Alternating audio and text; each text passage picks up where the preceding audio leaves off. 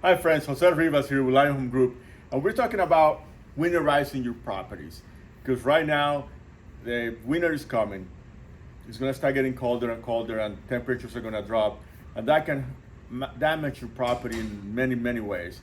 So, number one, if you have a house that is vacant, it's important for you to winterize it. What does it take to winterize a house? It takes a lot of stuff. If the house is vacant, drain all the pipes, turn the main water off at the entrance of the property, and make sure that you drain everything, drain the water heater, drain all the pipes.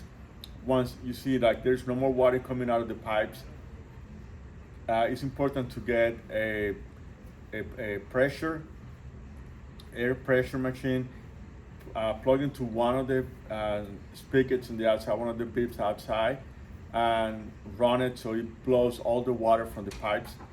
Then get some of the antifreeze that they, especially the ones they put on boats, get the antifreeze and put them in the toilets and the sinks and everywhere where the drainage come in. So that avoids for those pipes. It's always the elbows in those pipes that will freeze with temperatures and will crack, and then they will destroy the house. It can create leaks that might destroy the house. I've seen houses where completely destroyed, completely gutted because one pipe burst when it was cold.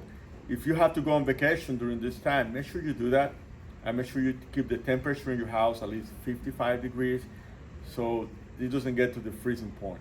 If you're living in a house, make sure the beeps, the pipes that are going outside to the hoses outside the house, make sure there is a way to close them, a valve to close them inside. Make sure you close them so you avoid for those pipes to freeze again and cause any issues to the house. Make sure you rake the leaves away from the house as well to avoid any water penetration. If you have a drainage outside, sometimes the leaves will go over that drainage and will cover that. So when it rains, it will create the water instead of going to the drain outside, will back into the house. And make sure your sump pump is working as well, because sometimes when we get a lot of snow, when the snow is melting, if you have a drainage system under the house, you will start seeing that all that water going in as much as the rain. And if the sump pump is not working, you can have it backed up in the house. So make sure you winterize your house, protect your property. Oh, and one more thing, with all the leaves falling right now, make sure you clean the gutters in your property as well, because sometimes the gutters might get clogged with all the leaves and all the debris.